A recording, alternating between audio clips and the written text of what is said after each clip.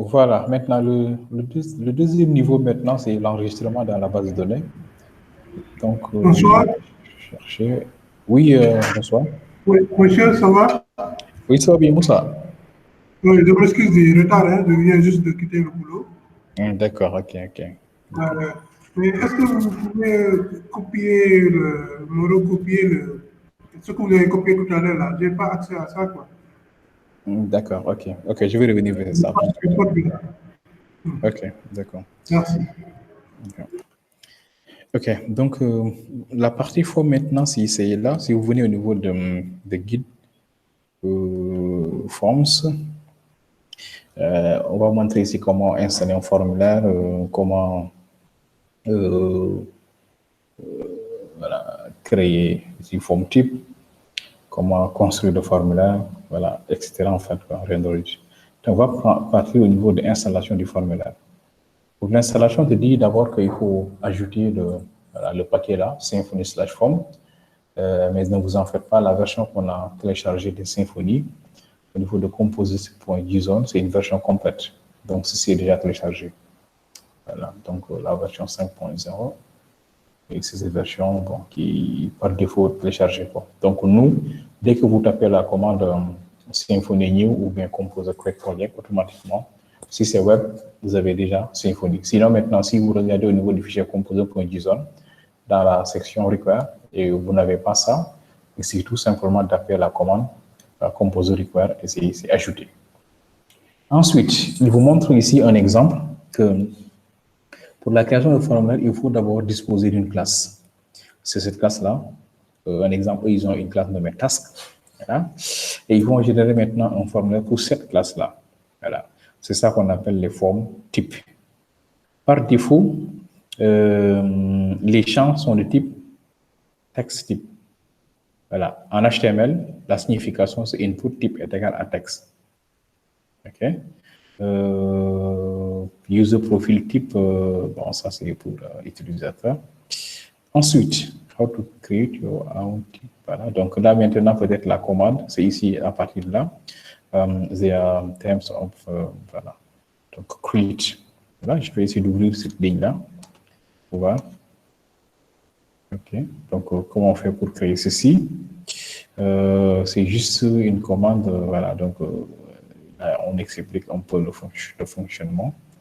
Build, la construction, c'est-à-dire si on a autre type, commande type, de contenu, de toute façon, nous, on va les générer. Voici le résultat final qu'on aura si on met le code qu'il faut. OK. Là également, bon, c'est quelques paramètres qu'on peut ajouter quand même. Un exemple ici, city, c'est le type texte. State, état, c'est le type texte. On a ajouté un peu ici label, type state. Un petit label, c'est state, c'est ça qui sera affiché. Parce que si vous ne le faites pas, par défaut, c'est state qui sera écrit. Mais vous pouvez en fait changer un peu les paramètres. On va le voir tout de suite. Maintenant, comment générer le formulaire? Ici, on doit avoir en fait, en plus de contrôleur, d'entité, on doit avoir forme. Maintenant, pour générer un formulaire, c'est simple. Il suffit tout simplement de saisir ça. PHP, espace, bin, console, make 2.form. C'est un form qu'on veut créer. Il y a make entity, il y a make form, make controller, etc. Donc là, nous voulons créer un formulaire. Je tape sur entrée. OK, il me dit que tu veux créer quel formulaire? Il m'a donné un exemple avec type. Nous voulons créer le formulaire de produit. Donc, c'est une classe aussi. Hein. Donc, j'écris produit comme ça. Produit. Et à la fin, on ne doit pas oublier type. Comme ça, produit type. Je tape sur entrée. Il me demande en fait quelle est l'entité associée. L'entité associée qu'on a déjà créée, c'est produit. Dès que j'écris un peu, automatiquement, on me guide. Je tape sur entrée. Il me dit success qu'il vient de créer un dossier nommé form.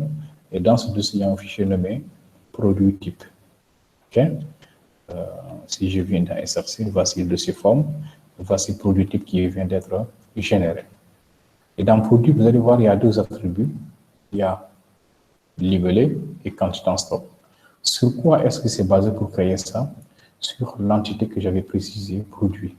Parce que dans produit, nous avons l'ID, le livret est en stock. Par contre, l'ID est auto-incrément. Donc, on n'a pas besoin de le gérer.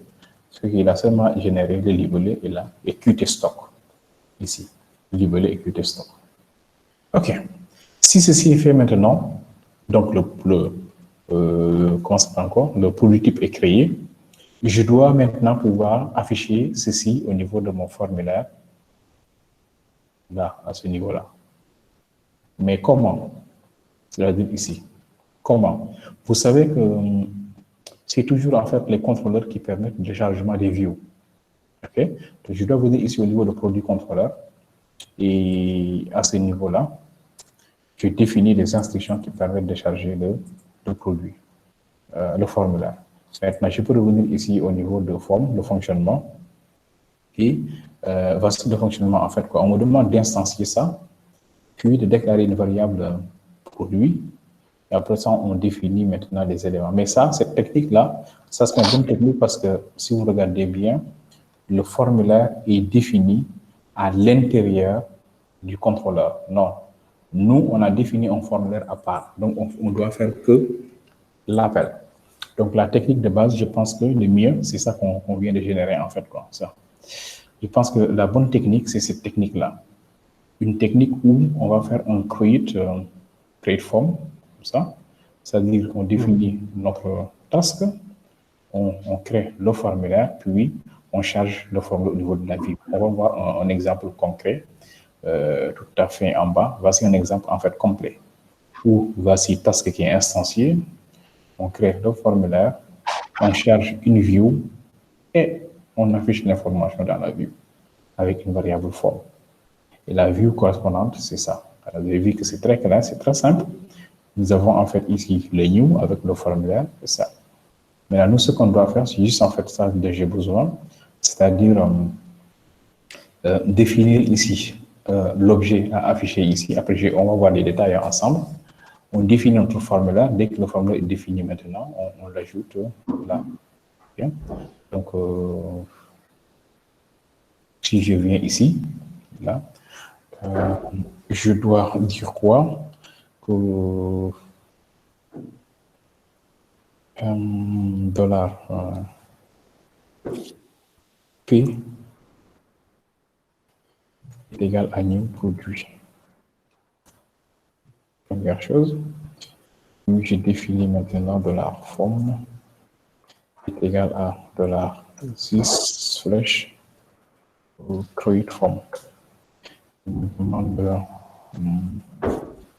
entité, c'est produit.classe. Je lui passe également l'objet P. Voilà, maintenant, si ceci est fait, s'il vous plaît, désactivez le micro. Allô, tu peux désactiver ton micro? Voilà. OK. Donc, si je définis une formulaire maintenant, je dois ajouter ces données ici. Donc, là, je vais faire comme ça.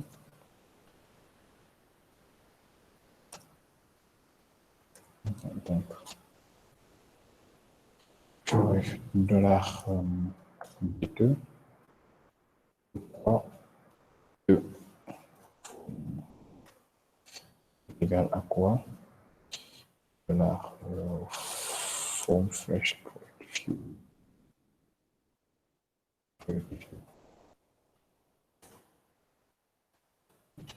Voilà, donc la vue sera créée. Vous avez vu que c'est ce code qui est là. C'est encore ça. C'est ce code-là que view en créant à partir de là. Okay. Après, maintenant, on nous dit quoi? On va juste copier ça au niveau de ton, voilà, au niveau de la view en fait, quoi. Ok, donc je viens ici, ça c'est cette partie-là, c'est bon. Le formulaire est bien créé avec ces instructions-là. Maintenant, je vais au niveau de la view maintenant. De la vue encore pour lui, là, et ici. Je vais juste écrire quoi? Accolade, from, en parenthèse, from. En fonction de la documentation, ça. From, en parenthèse, from. Voilà. Et je vais essayer d'exécuter ça maintenant pour voir ce que ça va me donner au niveau de l'application. Gestion produit. Voilà. Et là, il va me créer l'objet. Il charge l'objet. OK, il me dit quoi? Ceci n'implémente pas. OK, d'accord, c'est vrai. Ici, c'est produit type que je dois intégrer. Voilà. C'est produit type en fait. Voilà, super. Et je reviens.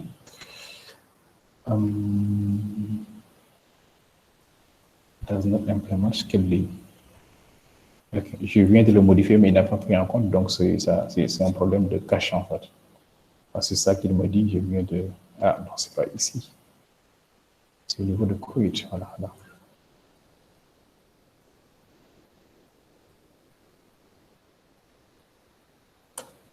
Voilà. Si j'actualise maintenant, un petit formulaire sera généré. C'est un petit formulaire-là qui n'a pas de design du tout. Voilà, c'est pas trop compliqué. Les étapes à suivre, c'est quoi? C'est d'abord de taper ces commandes-là. Je vais vous envoyer. Ça, php bin/console, vous tapez cette commande. Ça, c'est la première des choses à faire. La commande dans CACG. Et après, maintenant, vous allez suivre des instructions. Voilà. Maintenant, vous suivez d'abord, je vais personnaliser le formulaire avant qu'on revienne sur ça. Maintenant, suivez un peu jusqu'à la fin. Après, on revient sur ces détails-là. OK, donc là, j'ai créé mon formulaire avec cet objet-là. Mais regardez si j'ai fait ceci. Ce qui va se passer. Si j'écris $.7 et je vais mettre ici libellé. Et le libellé, je vais mettre ici ordi.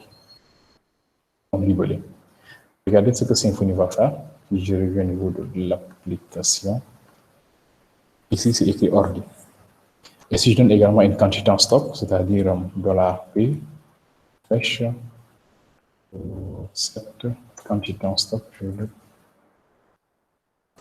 1234, je reviens et l'objet est là.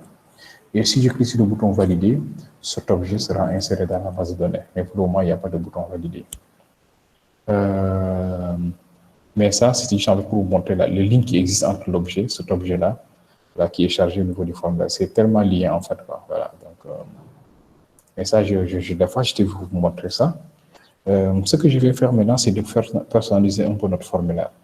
Maintenant, pour la personnalisation, nous devons juste en fait nous rendre dans forme type. OK, sous forme de tableau. Donc là, je vais dire array.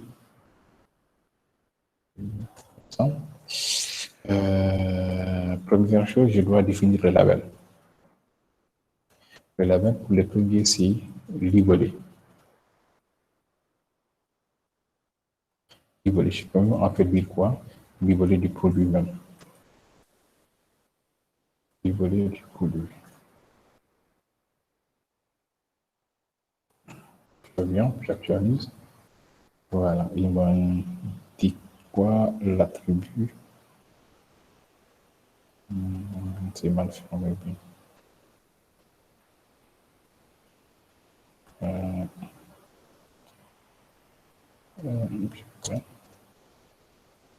Argument de pass from builder must be type string or null array.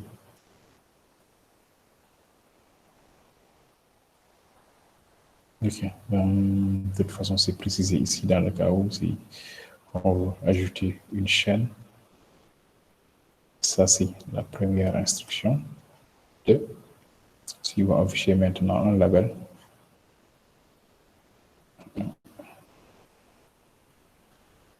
Voilà. Ça y est là. OK. On doit d'abord définir ici le type avant le label en fait. Bien sûr, le label, comme c'est bien écrit dans le tableau, mais il me dit que, OK, tu dois d'abord préciser le type de la classe. Par défaut, c'est ça. Donc, si je reviens ici, le deuxième attribut, il me dit que c'est quoi le type. Je veux dire que c'est un text type en fait. Regardez bien, il y a text type de déballe, mais moi, je veux prendre celui-là. Le texte type qui est dans forme. Voilà, donc je prends celui-là. Classe. Je vais tester.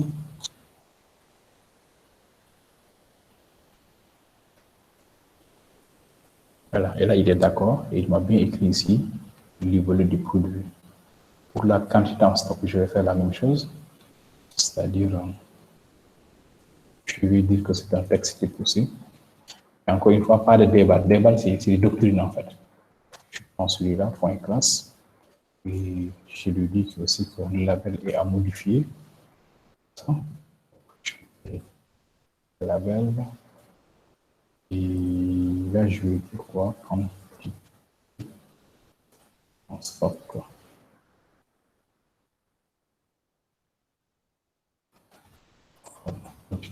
Le label. Je reviens. Voilà, le texte est changé ici, c'est maintenant quantité en stock, c'est produit. Et si je voulais maintenant intégrer d'autres éléments, comme les attributs, comme on sait qu'on peut avoir une liste d'attributs, les attributs maintenant c'est attributs. Voilà.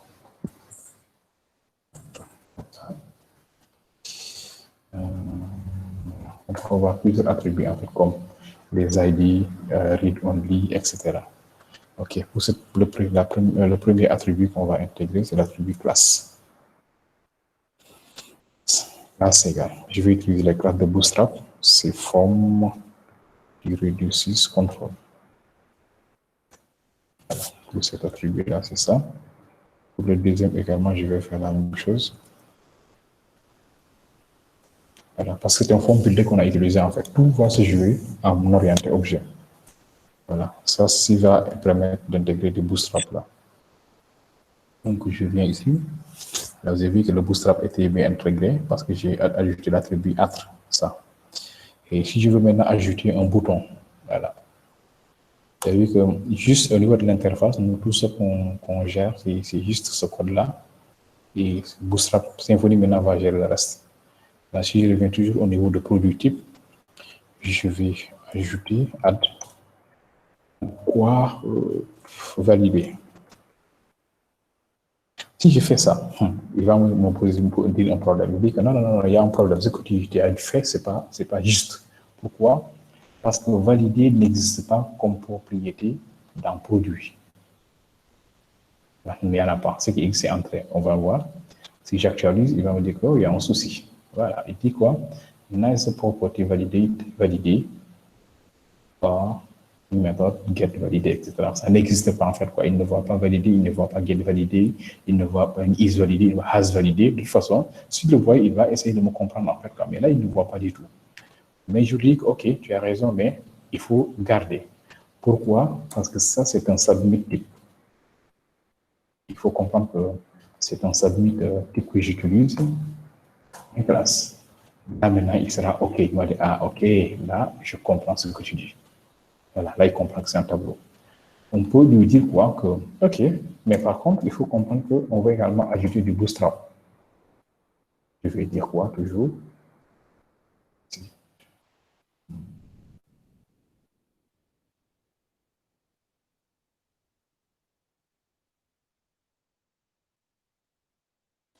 Âtre. Et pour le âtre, et tout doit être aussi dans un rayon.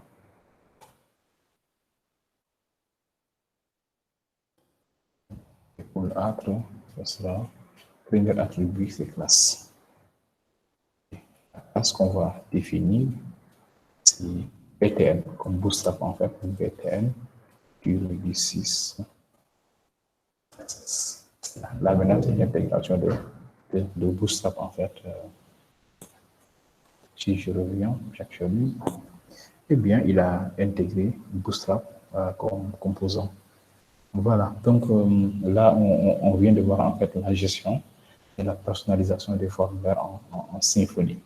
Voilà, donc ici, c'est les volets, on peut vraiment changer ça en ajoutant ici l'attribut label, le label qu'on veut intégrer. Et aussi, ici, on a les attributs à ajouter comme le truc. Et c'est également, bon, je pense qu'on peut ajouter ici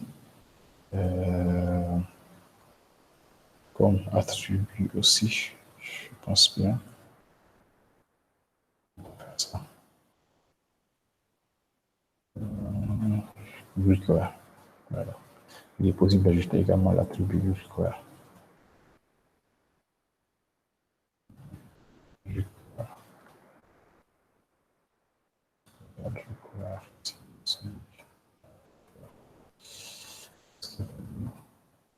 Voilà, l'attribut require est ajouté. Je peux voir en fait le code source qui est généré. Là. Ok, au niveau du formulaire, cette partie, vous avez vu qu'ici c'est la balise form qui est là. Ensuite, il a généré un div avec le libellé qui est là. C'est input type texte. ID est égal à ça. Name est égal à ça. Require est égal à require. Et précisé. Bon, par défaut même, en fait, il l'ajoute. Hein. J'avais même pas besoin de le faire. Il a compris que, mais moi, je l'ai précisé, mais il a fait automatiquement. Voici la classe égale à contrôle. Forme contrôle de Bootstrap. Et il est fait pour les autres. Mais en même temps, également, il me sécurise mon formulaire parce que c'est géré avec un token. Okay? Voilà, donc ça, c'est très important quand même quand vous travaillez avec une technologie, utilisez au maximum cette technologie-là. Voilà. Donc, c'est bon. Donc, je pense que là, on a vu comment créer le formulaire et comment on essaie de donner. Donc, je vais vous laisser répéter la procédure.